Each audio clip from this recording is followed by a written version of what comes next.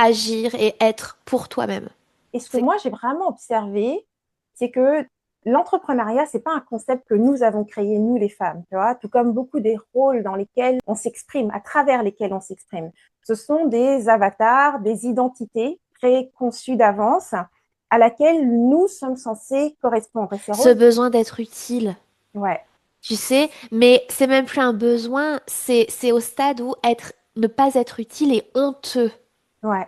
tu vois. Ouais, ouais, c'est ça, c'est tu deviens invisible. Bienvenue sur le podcast Femmes avant tout, le podcast qui s'adresse à la femme avant son rôle d'entrepreneur. Ici, on parle vrai de ce qu'on vit en coulisses. Les doutes, les relations, la santé, la famille, la spiritualité, l'argent. Parce qu'avant de bâtir un business, on bâtit une vie. Et dans cette vie, il y a une femme à honorer, à écouter, à célébrer. Moi, c'est Henriette. Et moi, c'est Aurore. Bienvenue, dans le Bienvenue dans le podcast podcast Femmes Femmes avant tout. avant tout. Donc, Femmes avant tout, premier épisode pour le podcast. C'est parti. Salut Aurore. Salut, comment ça va? Bah écoute, ça va bien. Je suis super contente qu'on fasse ce premier épisode ensemble. Je t'avoue que ça fait un peu spécial, tu sais, de démarrer un tout nouveau projet, mais je suis contente de le faire avec toi. Moi aussi, c'est top. C'est top. Superbe. Alors, tu sais quoi, pour ce premier épisode, de toute façon, je crois que le but, c'est un peu d'avoir les coulisses de comment est-ce que ça se passe pour nous, les femmes entrepreneurs, parce que Femmes avant tout, c'est un podcast pour les femmes, principalement pour les femmes entrepreneurs. Mais ici, on veut vraiment mettre en avant d'abord tout simplement le rôle de la femme avant l'entrepreneur. Mais ça ne change rien que, bien, publiquement, nous sommes des femmes entrepreneurs. Hein. Exactement. Exactement. Et ce qu'on voulait amener, c'était justement de parler de la femme derrière l'entrepreneur, parce que il y a cette casquette euh, d'experte que l'on porte en ligne sur les médias sociaux, quand on est dans notre réseau professionnel, devant nos clients, etc. Mais la réalité, elle est plus compliquée que ça, en fait, hein. Exactement. La réalité est plus compliquée. Puis tu vois, ce qui est marrant, c'est que j'ai toujours eu, moi, ce désir qui était d'abord de mettre la femme en avant parce que pour moi, c'est la chose qui m'a vraiment touchée quand j'ai découvert un petit peu, tu vois, le travail de certaines femmes entrepreneurs, principalement aux États-Unis, où elles avaient parfaitement réussi à vraiment parler, à mettre en avant la femme. Et je trouve que ça reste malgré tout quelque chose qui n'est pas super commun, tu vois. Comme à cause de ce rôle justement d'expert, on a un peu peur de montrer nos failles, nos imperfections et tout ce qu'on fait un peu de travers, bah, tout ce qui nous rend finalement comme toutes les femmes, en fin de compte, tu vois. Ouais, et puis tu sais, je crois que la casquette d'entrepreneur, c'est un masque parmi tant d'autres que Ouais. les femmes portent pour disparaître derrière. Parce que on fait ça aussi avec la casquette de mère. Tu vois, Mhm. on peut même le faire avec la casquette de fille. Tu vois, j'ai l'impression que on a tellement cette injonction à ne pas se mettre en avant en tant que Ouais. femme que du coup, le moindre rôle que l'on peut prendre en guise de barricade, tu vois, pour se cacher derrière, bah, on va l'utiliser. Et je vois souvent des femmes entrepreneurs. En fait, la journée, elles sont entrepreneurs, mais en fait, quand elles arrivent chez elles et qu'elles enlèvent cette casquette-là, elles mettent tout de suite leur casquette d'épouse ou de mère. Et ça fait que finalement, au fil de la journée, à quel moment est-ce qu'elles ont juste été elles, femmes, tu vois? Ouais. Ouais, j'adore ce que tu dis là parce que tu vois, je crois que c'est déjà c'est important ce que tu dis parce que ça permet déjà de faire la distinction entre les différents rôles qu'on joue et qu'est-ce qu'on entend par la femme derrière l'entrepreneur. Un espace où on peut finalement parler de nos vrais défis. Ça veut dire quoi pour chacune, pour toi, pour moi? En fait, en tout cas, c'est sûr que c'est une conversation entre toi et moi ici dans un premier temps. Et c'est vraiment ça que je voulais amener aussi dans ce podcast. C'est ça veut dire quoi pour toi et ça veut dire quoi pour moi que d'être une femme, en fait, tout simplement dans mon quotidien, quand je ne suis pas dans le rôle d'entrepreneur, quand je ne suis pas dans mon rôle d'épouse, ça veut dire quoi être femme? Et je pense aussi que l'autre sujet qu'on voulait parler, je pense, dans ce premier podcast, c'est finalement cette pression qu'on a principalement de performer dans nos différents rôles. que ce soit dans le rôle justement de maman, le rôle de la femme entrepreneur ou encore de fille, d'épouse, peu importe les différents rôles que l'on a, chaque fois, il y a cet idéal auquel il faut correspondre. Il faut être une bonne mère, il faut être une bonne épouse, il faut être une bonne ceci, une bonne cela. Donc ça, je pense déjà, c'est un des sujets qu'on va aborder. Et pourquoi est-ce que finalement, c'est beaucoup plus facile de s'effacer aussi derrière ces rôles? Parce que ça veut dire quoi, en fait, découvrir vraiment son identité de femme? Ça veut dire quoi, en fait? Allons-y, déjà, avant même de parler de comment est-ce qu'on s'efface, si je te demande toi, Aurore, pour toi, ça veut dire quoi être une femme? C'est qui la femme derrière l'entrepreneur? C'est qui la femme derrière la parfaite conjointe et autres? C'est qui, Aurore? T'es qui, Aurore? Mhm. Waouh, vaste question. Euh, Alors, c'est intéressant parce que quand tu me poses cette question, du coup, j'essaye de compter le nombre de couches qu'il peut y avoir avant Aurore. Ouais, ouais, tout à Je fait. me dis alors attends, qu'est-ce que je dois enlever? Faut que j'enlève l'entrepreneur, faut que j'enlève la compagne, faut que j'enlève la meilleure amie, la fille, tu vois? Ouais, Qu'est-ce qui reste derrière, tu vois? Non, mais c'est intéressant comme question. Moi, ce que je ressens, c'est qu'il y a avant tout, je te dirais qu'il y a avant tout une créative, ouais. tu vois? Mhm. Ah, c'est vraiment, je pense que la créativité, c'est le rôle. C'est pas un rôle, tu vois. Là, je me dis non, ça c'est pas un rôle parce que je le fais pour personne et devant personne, tu vois. Ouais, ouais, je comprends tout à fait. C'est ce que t'es quand t'es vraiment seul Ouais, et qu'il y a personne qui attend quoi que ce soit de toi, ouais, tu vois. exactement, exactement. Et combien de fois est-ce qu'on a la chance de se retrouver justement seul, en fait, se donner ce temps où on est seul, avec aucune attente, enfin, à ne pas performer, à ne pas répondre aux attentes de qui que ce soit. J'adore quand tu dis que tu es une créative, parce que justement, en général, la créativité, ça va d'abord être quelque chose qu'on fait pour soi et non, enfin, la manière dont moi je le vois en tout cas, hein. C'est quelque chose que je vais faire parce que j'ai envie de m'amuser, j'ai envie de me détendre, j'ai eu une idée et j'ai envie de la réaliser. Mais tu vois, si je reviens à la même question pour moi, c'est qui Henriette? Je pense Ouais, que je reviendrai exactement à la même chose que toi. D'abord, c'est une créative.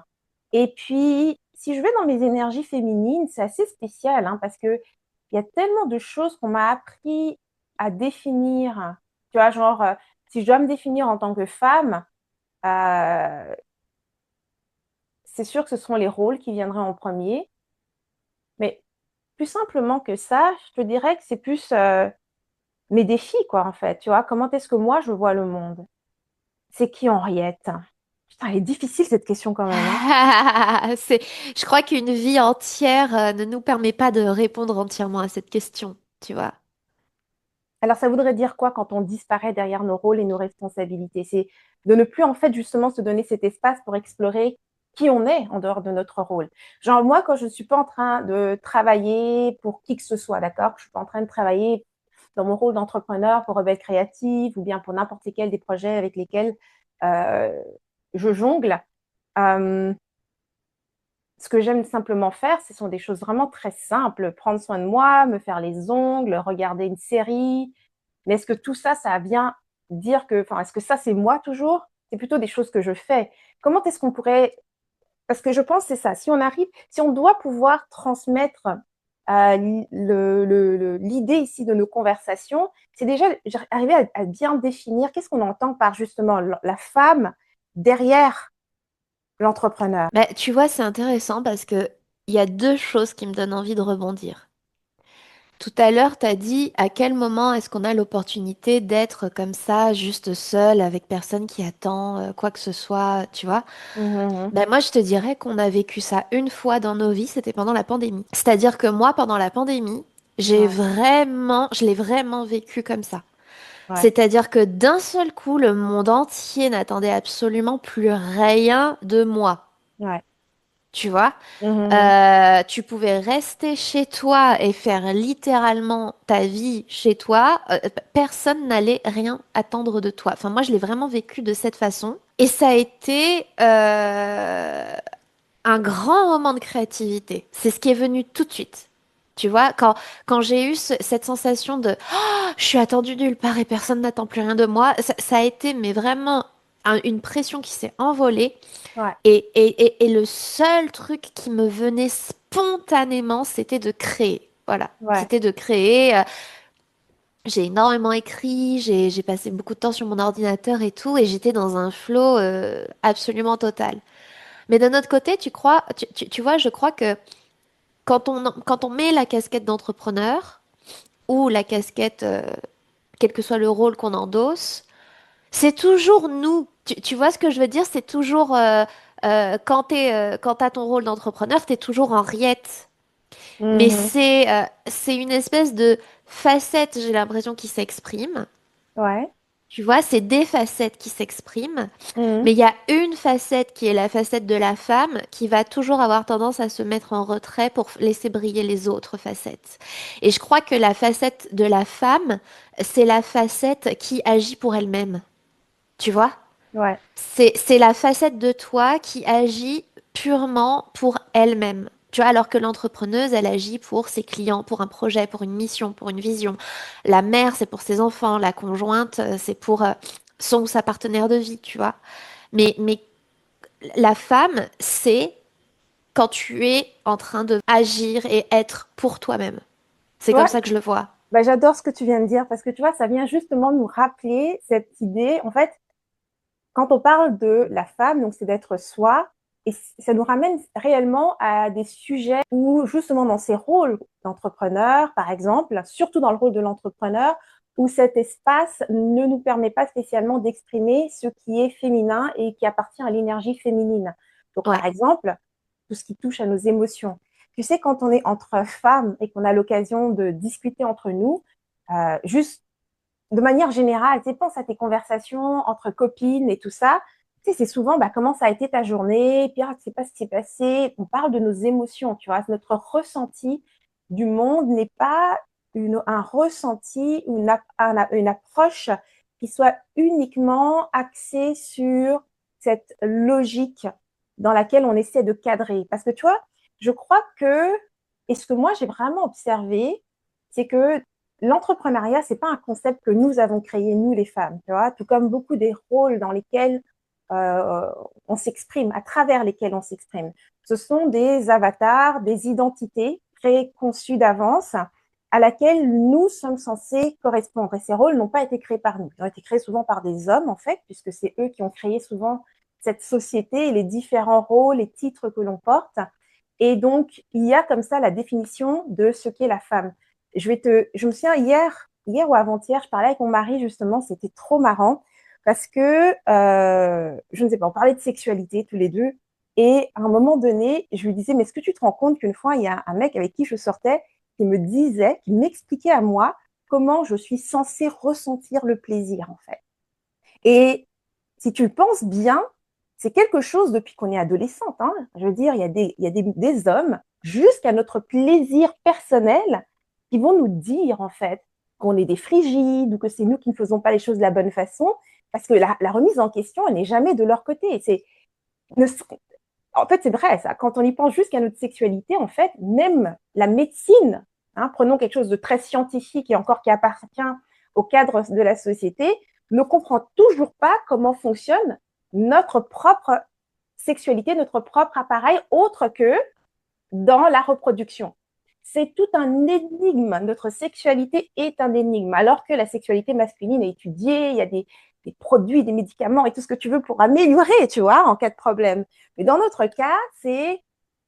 Alors, bien sûr, ça vient chercher un tas de sujets, la ménopause, tous les sujets qui font que très rapidement, si on n'a plus une raison d'être qui est en fait, comment dire, en lien avec ce qu'on est censé apporter à la société, eh bien, automatiquement, on n'a plus de valeur pour cette société.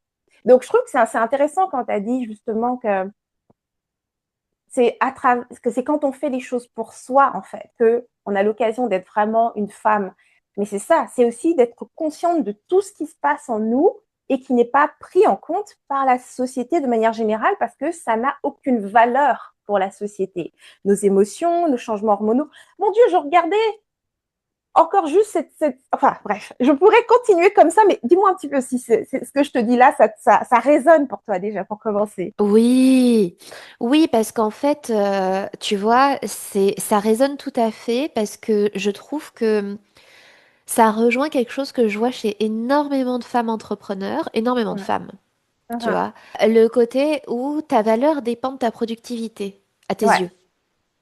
Tu sais, tu te dis, ma valeur en tant que personne dépend de ma productivité et ouais, par extension dépend de ce que j'apporte aux ouais, autres et donc ce que j'apporte à la société, tu vois. ouais, Ce besoin d'être utile, ouais, tu sais, mais c'est même plus un besoin, c'est au stade où ne pas être utile est honteux, ouais. tu vois. Mm, Et en fait, ça, c'est quelque chose qui presque, je trouve qu'on le questionne pas assez. ouais. Enfin, il n'y a pas, c'est pas honteux que de juste être à la base, tu vois. Et en fait, je trouve que c'est terrible parce que oui, c'est ça, c'est vraiment juste ce que tu es en tant que tel n'a pas de valeur. C'est ce que tu apportes à la société Ouais, qui a des valeurs. exact. Et en fait, je trouve que ça. Je dis pas que c'est pas important d'apporter des choses à la société, attention, hein, Mais bien sûr. évidemment, mais en fait, le côté pervers de ça, c'est que du coup, l'être, le simple fait d'être quelqu'un, c'est pas suffisant. Ouais, mais ça va encore plus loin, la horreur. C'est dans le sens où non seulement le simple fait d'être n'est pas suffisant, mais on ne va même pas prendre le temps d'explorer justement les C'est choses qui ça, n'ont pas de valeur pour la c'est société, ça, tu vois. c'est ça. Ouais, ouais, c'est ça, tu deviens invisible. On devient invisible. Et c'est pour ça que ici, on voulait vraiment, vraiment parler de ça. Quand la femme disparaît derrière son rôle d'entrepreneur, c'est vraiment pernicieux comme truc parce qu'on ne s'en rend même pas compte parce que effectivement, que tu sois en succès ou pas en succès, c'est même plus la question. C'est simplement est-ce que ce que je fais, est-ce que les actions ou la manière dont je parle représentent quelque chose dans ce cadre qui est la société? Parce que nous sommes toutes là pour jouer un rôle. Et c'est OK. Mais je crois qu'ici, ce qui est important, je pense, nous deux, là, ce qu'on veut apporter, c'est que dans cette conversation, on veut vraiment arriver à faire une distinction entre les rôles qu'on joue et qui ont une valeur pour la société, et puis il y a nous, ce que nous faisons et qui n'aura bien évidemment de la valeur que pour nous. Mais au-delà même de ce que nous faisons, que nous sommes, tout simplement, les mouvements de notre corps, ce qu'il y a de vraiment particulier avec nous les femmes, c'est que nous vivons un tas de changements, mais pratiquement chaque jour du mois, tu vois. On a un cycle menstruel dont personne ne parle, hein, à part pour nous vendre des produits hein, en lien avec ça. Mais le cycle menstruel de la femme vient teinter complètement son expérience de la vie et comment est-ce que on perçoit le monde, tu vois. Donc, peu importe le sujet dont on peut parler, que ce soit dans un rôle d'entrepreneur, le rôle de mère, le rôle d'épouse ou quoi que ce soit, si il est là, enfin, en fond d'écran, c'est toujours là. Et pourtant, on ne tient jamais compte de ça. Je me souviens la première fois que je devais, ça c'est en Belgique, j'avais moins ce souci, mais je me souviens toujours en arrivant au Canada, dans un de mes premiers emplois, j'avais des crampes terribles un matin et j'ai appelé pour dire écoutez, je serai en retard ou je ne peux pas rentrer, je ne sais plus. Euh, j'ai vraiment des crampes terribles et mon manager m'a répondu avoir ses règles, ce n'est pas c'est pas une raison suffisante, tu vois. Donc, Waouh! ah oui, tu vois ce que je veux dire. Bah, c'est vrai Donc, que lui, il savait vachement de quoi il parlait. écoute, ce sont les règles de l'entreprise. C'est les règles de l'entreprise et c'est tiré comme normal. Et je te dirais que pour beaucoup de femmes, parce que justement, on veut être pris au sérieux, on veut pas être. Tu sais, ce qui est vraiment particulier, tu peux me mettre vraiment clairement dans la case féministe, dans le sens où je suis complètement alignée et je comprends totalement le combat féministe. Maintenant que c'est dit, moi, le féminisme, la manière dont je le vois, c'est pas un combat contre les hommes ou quoi que ce soit. C'est pas du tout un combat. C'est simplement affirmer ma féminité et le droit d'être une femme entièrement. C'est comme ça que je définis mon féminisme. Et là-dedans, parfois, ce que je vois justement dans ces conversations entre femmes, c'est que à cause de cette image hyper agressive qu'on a mis justement aux femmes qui défendent les femmes, eh bien, malheureusement, certaines femmes, bien que je suis persuadée qu'elles ont envie d'exister elles aussi et d'être femmes, n'ont pas envie de s'associer à ces idées-là, tu vois, ou elles n'ont pas envie justement que tu pointes du doigt ce qui est différent chez la femme parce que ça nous désavantage. Par exemple, si tu dois mettre en avant le fait que tu pourrais tomber enceinte et donc devenir mère, ou bien tu as un cycle menstruel qui donc varie, eh bien, ce serait des raisons suffisantes que pour ne plus être assez compétitive, par exemple, poste ou ce genre de choses. Et donc, comme elles ne veulent pas que ces aspects-là soient vus comme des désavantages, on doit, tu vois, il faut que le combat soit égalité. Tu vois, les hommes, les femmes, c'est à l'égalité. Donc, on se bat avec les mêmes armes. Et c'est pas juste. Ben, c'est surtout qu'en plus, tu vois, moi, en fait, c'est fou parce que c'est très juste hein, ce que tu dis. On veut, ces femmes ne veulent pas être associées à quelque chose d'agressif, Ouais. tu vois. Mmh. Et à côté de ça, l'agressivité chez les hommes, parfois, c'est même glamourisé. Dans le cinéma, tu Bah vois, ouais. c'est glamourisé quelque Mmh. part. Mmh. Et cette violence, cette colère, elle peut être perçue comme de la virilité, comme, Mmh. tu vois, Charisme, un c'est homme qui a sexy. du charisme, qui prend position, tu vois, un patron qui va taper du poing, de l'autorité. Tous ces mots que je viens de dire, violence, autorité, charisme, tout ça, tu les transposes sur une femme, d'un seul coup, ça devient négatif aux Exact. yeux de la société. Mmh. Mais qui a dit que une femme ose dévoiler une part agressive d'elle-même, parce que l'agressivité, ça existe chez chacun d'entre nous, on est des humains. Exactement. Oh Qui mon a Dieu. dit que ça devait forcément être honteux, dévalorisant, mal vu? Pourquoi? Ouais. Encore une fois, c'est Ouais. pas parce que tu es une femme que tu n'as pas le droit d'exprimer toutes les facettes des émotions d'un humain, Exact. tu vois? Tout à fait. Et en fait, oui, le féminin. Et tu sais, il y a cette chanson de Madonna, Mmh. What It Feels Like for a Girl. Et en fait, Mmh. dans le clip, au début, elle parle simplement avant que la chanson commence, elle parle et elle dit, c'est OK pour une femme, c'est OK pour une fille de ressembler à un homme. Mmh. Tu sais, de s'habiller comme un homme, par exemple. Mmh. Par contre, pour un homme, ressembler à une femme, c'est dégradant. Parce que Tout vous à fait. pensez qu'être une femme, c'est dégradant. Exact. Voilà, et ça résume tout. Exactement. J'ai Oui, oui. toujours trouvé que ça résumait tout. Le simple fait d'être une femme, c'est dégradant. Ouais, c'est inférieur. C'est inférieur. Ouais. C'est se réduire, tu vois, parce que le rôle de la femme est inférieur. Et donc, c'est pour ça que c'est important. En fait, ici, j'espère que ces conversations, le but, c'est vraiment ça, c'est d'élever la femme, élever la femme derrière l'entrepreneur, parce que même quand, et encore une fois, que tu sois en succès, que tu te considères comme étant entrepreneur en succès ou pas, là n'est même pas la question en fait. C'est que si tu tires ta valeur uniquement de ton rôle d'entrepreneur et que dans ton rôle de femme, en fait, tu sais, une des choses qu'on a souvent à travailler, toi et moi justement, dans nos différentes collaborations, c'est on rencontre des femmes qui justement, on a toujours le manque de confiance, le manque de comment dire, le syndrome de l'imposteur. Donc, c'est un petit peu toutes ces questions qui sont en lien. Et pour ces femmes, en fait, c'est que ça a beaucoup, on a l'impression que c'est dans ce rôle d'entrepreneur, en fait, que je n'ai pas confiance, que je ne me sens pas légitime. Et je vais te donner un exemple, tu sais, récemment, je travaillais avec une femme qui avait eu que des postes, mais vraiment de très haute responsabilité, à gérer des équipes de milliers de personnes. Tu sais, ces grosses boîtes où il y a des milliers d'employés, à gérer des budgets de plusieurs millions d'euros. D'accord?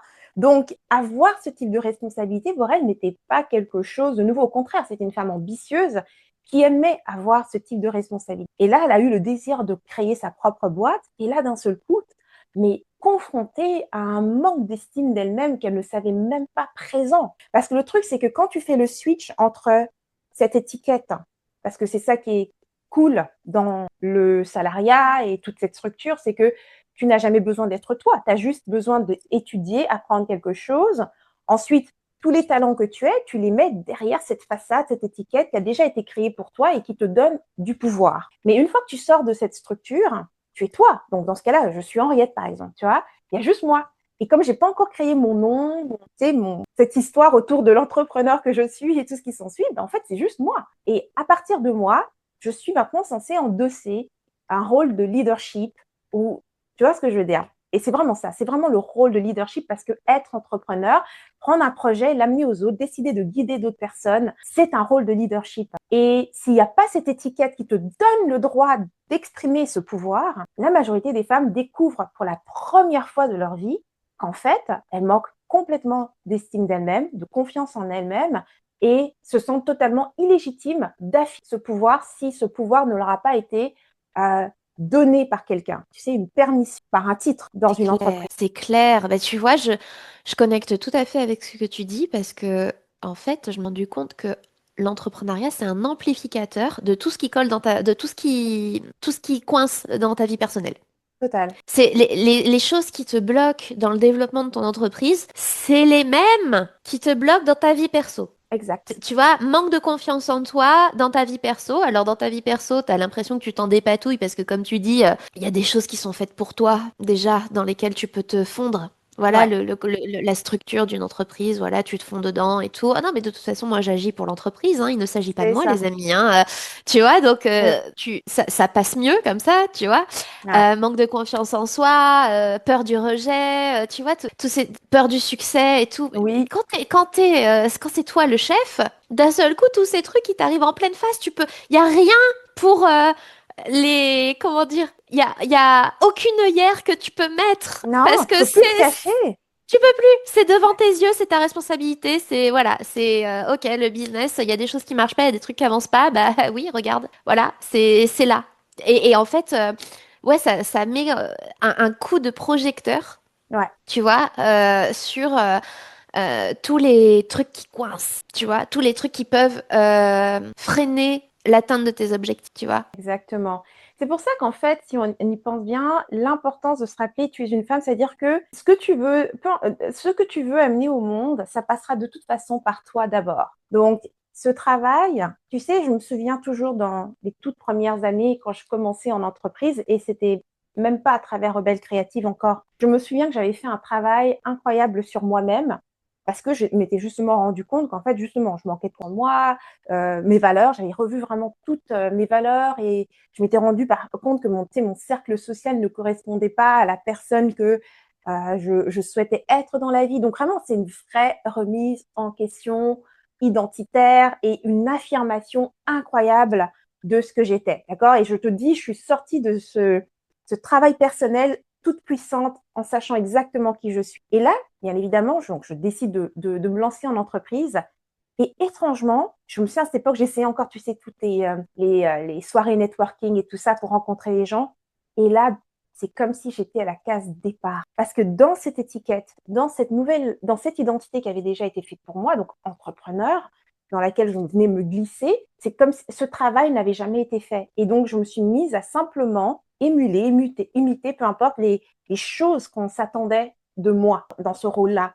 Et d'un seul coup, tout ce leadership, toute cette affirmation que j'avais développée, je me retrouvais dans ce rôle et là, d'un seul coup, je ne savais pas comment parler aux gens, je n'osais pas mettre mes limites. Et c'est comme si rien de tout ça, je n'avais rien fait comme travail, tu vois. Et c'est vraiment au moment où j'ai réalisé qu'en fait, sans m'en rendre compte, j'étais rentrée dans un rôle, en fait.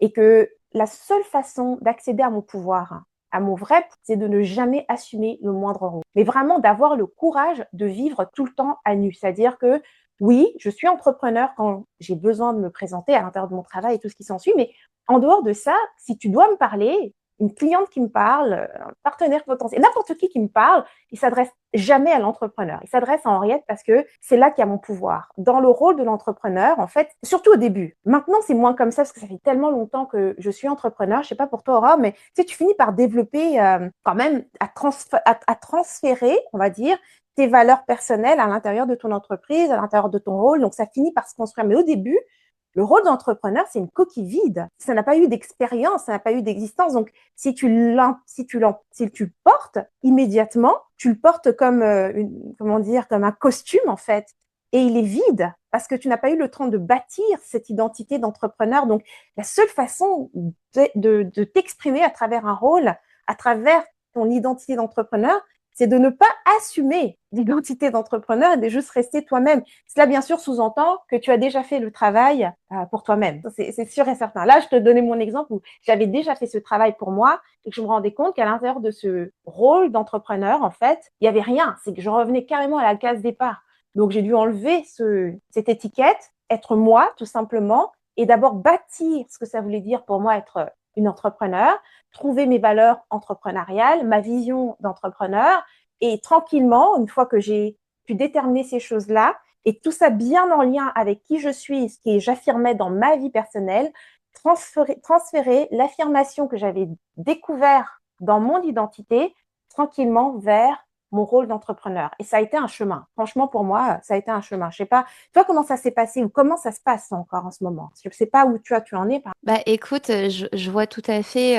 En fait, c'est comme si tu découvres un nouveau monde avec des nouveaux codes. Ouais. Quand tu passes de salarié à... Parce que moi, j'ai été salarié avant, tu vois, c'est pas le Ouais. cas de tout le monde. Il y a des gens qui se lancent directement dans l'entrepreneuriat, mais ça n'a pas été mon cas. Et quand tu passes donc du salariat à l'entrepreneuriat, tu découvres un nouveau monde avec des nouveaux codes. Ouais. Et comme à chaque fois que l'on découvre un nouveau monde avec des nouveaux codes, on a l'impression, on a un espèce de réflexe, je pense, naturel, qui va être de, OK, il faut que j'intègre ces codes, Ouais, tu tout à vois. fait. Ouais. Faut que j'intègre ces codes. Et très rapidement, on peut avoir la sensation de ne pas être à la hauteur des codes qu'on découvre, Ouais. tu vois. Mm. Et je crois qu'en fait, c'est vraiment ça qui se passe au début, c'est tu commences à te créer une nouvelle carapace, un nouveau moule, parce que tu commences à fantasmer des attentes. Parce que souvent, c'est pas des vraies attentes, hein. Souvent, c'est juste on s'imagine que, mais Ouais. tu vois, mais tu te mets à fantasmer des attentes que les gens, les clients, tes collaborateurs vont avoir sur toi. Alors Ouais. parfois elles sont transparentes, hein. J'attends ça de toi, et puis parfois, c'est vraiment juste toi qui essaie de te les figurer. Ouais. Mais moi, tu vois, je sais pas d'où ça me vient. Mm. Je sais pas d'où ça me vient. Mais autant, tu vois, j'ai toujours, en fait, j'ai vraiment navigué toute ma vie entre deux choses opposées. Mhm. Il y a une part de moi qui va avoir un élan naturel d'aller dans le sens des autres. Ouais. C'est-à-dire un élan naturel à... Quand je dis aller dans le sens des autres, ça veut pas dire les suivre aveuglément, mais Ouais. c'est plutôt aller dans le sens de ce qui est émotionnellement agréable pour eux. Ouais. Tu vois, j'ai cet élan naturel de toujours me dire, est-ce que ma façon d'être, ma façon de réagir, est-ce que mes actes permettent à l'autre de se sentir bien? Mhm. Tu vois? Et par contre, à côté de ça, j'ai un autre élan naturel qui est de me dire, ne te conforme pas. Mhm. Tu vois? Et Mm. donc, en fait, il y a une espèce presque de contradiction qui fait que, du coup, à la fois, en fait, très vite, quand je me suis lancée en entrepreneuriat, il y a cet élan de, du coup, me surinvestir pour que Mhm. l'autre soit bien, donc me surinvestir avec mes clients, anticiper tous leurs désirs et du coup, jusqu'à m'oublier. Ouais. Et en même temps, j'avais quand même ce truc toujours de me dire, oui, mais par contre, ne te conforme pas. Ouais. N'oublie pas tes valeurs, tu vois. Mhm. N'oublie pas tes valeurs à toi. N'oublie Ouais. pas tu vois. Et donc, en fait, voilà, moi, ça a été ça. Ça a été un espèce pendant longtemps, je croyais que ces deux aspects-là pouvaient coexister. Mhm. Tu vois? Ouais. Sauf qu'en réalité, non, ça crée énormément de friction en moi. Parce que d'un côté, tu donnes tout à l'autre, mais de l'autre côté, je te donne tout, mais je veux pas te suivre. Tu vois? Et Ouais. Ouais. il y avait quelque chose qui n'allait pas. Et en fait, à un moment donné, je me suis juste rendu compte que je devais arrêter de tout donner aux autres, que leur émotion n'était pas ma responsabilité. Mm. Tu vois, et que en fait, au milieu de tout ça, il y a juste moi, quoi. Tu vois, voilà. Tu es responsable des émotions de une personne, toi.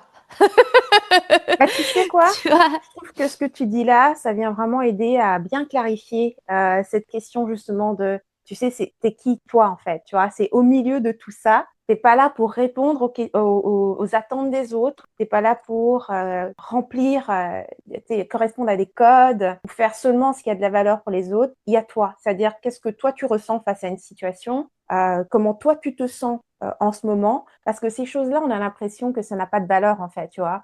Tu es censé répondre à une attente, tu es censé, je sais pas, répondre à un client, tu es censé agir dans ton rôle de mère et tout de suite. Et là, pour être une bonne XY, mets le titre que tu veux, bah, tu es censé être dispo, tu es censé, bref, vas-y, nomme les attentes. Mais dès l'instant où tu peux simplement te rappeler que toi, tu existes, donc ça veut dire qu'est-ce que toi, tu ressens, qu'est-ce que toi, tu veux, en fait, réellement, donc tu as des désirs également, où est-ce que toi, tu as envie d'aller, donc ça veut dire que tu as des rêves et des projets qui te sont mais totalement personnels et qui ne concernent ni ta famille, ni ton époux, ton conjoint ou tes clients, qui te concernent toi. Plus tu te rappelles de ces choses qui te sont vraiment uniques à toi, juste à toi, et plus en fait tu trouves qui est Henriette, qui est Aurore, elle est où ta place, tu vois, parce que ces désirs, ces émotions, ces fluctuations, si tu n'es pas en train de les étouffer, les faire passer en second, bah là tu es sûr en fait que tu existes, en fait, que tu es visible à travers une relation, parce que tu sais, justement, quand on parlait de justement quand la femme disparaît derrière l'entrepreneur. Récemment, tu sais, on avait eu un coaching, tu sais, avec le club Altitude, et justement, une des membres disait que la manière dont elle vit une relation, c'est fou, elle a dit à 2 secondes, on n'en a pas du tout parlé, mais ça m'a marqué. La manière dont elle vit une relation, c'est Sonia qui a dit ça. La manière dont on vit une relation, la manière dont elle vit une relation, c'est qu'elle disparaît, c'est automatique. Là-dedans, elle disparaît. Elle peut pas, elle n'arrive pas à Ouais. rester elle dans la présente. Et je comprends totalement parce que ça a aussi été un défi pour moi et ça a été vraiment, ça m'a pris du temps, tu vois, vraiment ne pas faire passer mes besoins, ma vision, mes désirs, mes goûts en musique, mes goûts en film, toutes ces choses-là, ne pas les faire passer en second, garder, tu sais, ma place, tout simplement. J'existe et puis je prends une place, tu vois, et c'est pas de trop, c'est ça. Je suis une femme, ça veut juste dire que je suis quelqu'un d'abord. Je suis pas un titre ou quelque chose qui passe en second quand tout le monde. Je suis juste quelqu'un. Je prends une place, voilà. Je prends une place dans ce monde. C'est ça. Ben oui, c'est ça. C'est est-ce que tu vas choisir le programme télé de la soirée Ouais, ou est-ce que tu vas dire comme tu veux? c'est ça. On sait ce qu'il y a derrière le comme tu veux, hein. Exactement. Comme tu veux, ça veut dire je suis tellement habituée à de toute façon ne pas mettre de l'avant mes besoins que du coup je sais d'emblée que je vais vouloir que qu'on fasse le choix qui te plaît à toi. Donc du coup même pas je réfléchis à ce que je veux en fait. Tu vois, Exactement. au bout d'un moment ouais, c'est de j'ai une amie qui appelle ça vivre ton individualité en couple. C'est Accepter bien de dit. vivre ton individualité dans Ouais, le couple. exactement. Et cette individualité, et c'est marrant, hein, parce qu'effectivement, même dans le sujet du couple, c'est vraiment particulier aussi, parce que cette individualité et ne pas se perdre à l'intérieur du fameux nous, qui est tellement, comment dire, encore une fois, hein, c'est une bonne façon de ne pas avoir à affirmer. Tu sais, j'ai entendu certaines femmes dire justement, bah, il y a quelque chose de confortable, tu sais, quand l'autre prend les décisions, quand l'autre. Ouais, c'est confortable jusqu'à un moment où tu as l'impression que tu existes. C'est Donc, clair. je pense que en tout cas, j'ai l'impression on a bien fait le tour de cette question justement de quand la femme disparaît derrière l'entrepreneur.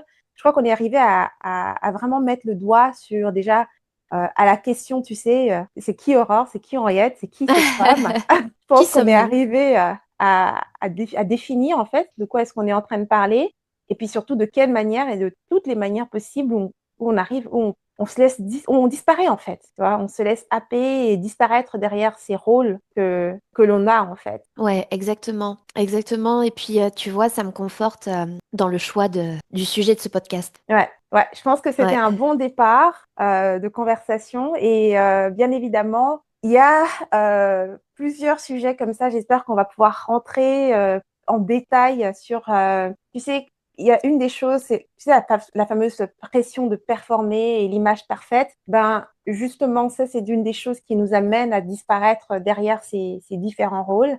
Et puis, avec ces échanges que l'on aura, toi et moi, j'espère vraiment qu'on va pouvoir plonger de plus en plus sur ces différents espaces.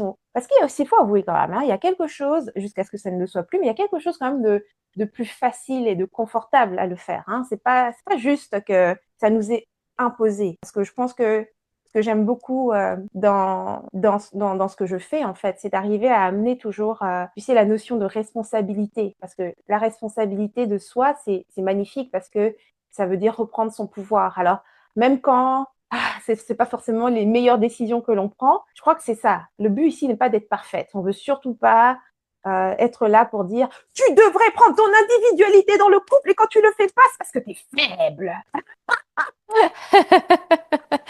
Non, le but, c'est pas de créer des nouvelles injonctions. Non, vraiment C'est pas. pas, c'est ça, c'est pas de créer de nouvelles injonctions, mais c'est D'en parler. oui, bah de montrer qu'en fait, ça a le droit d'exister.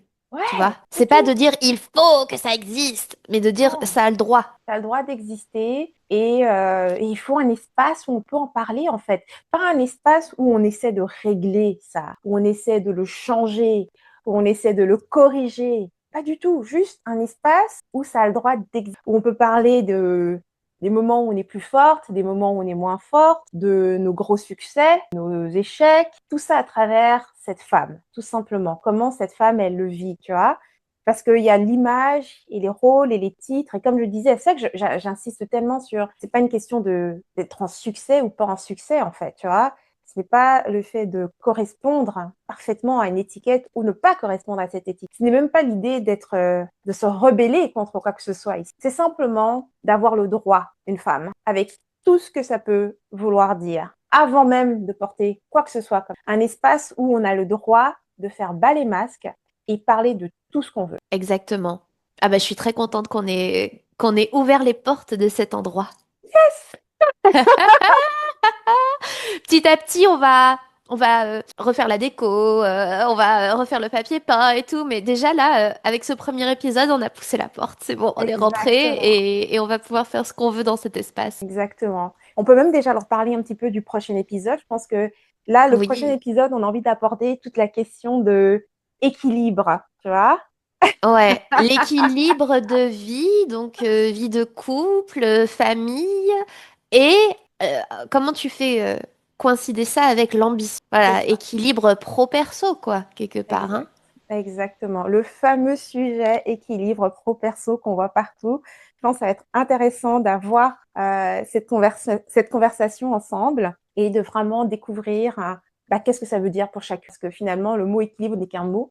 Donc, j'ai hâte aussi de cette prochaine conversation. Moi aussi, moi aussi. À très bientôt et merci pour toutes celles qui Merci. nous ont écoutés. Oui, merci Aurore pour cet échange et puis j'ai hâte qu'on se revoie pour ça. Moi aussi, merci Henriette. Au revoir tout le monde. Salut.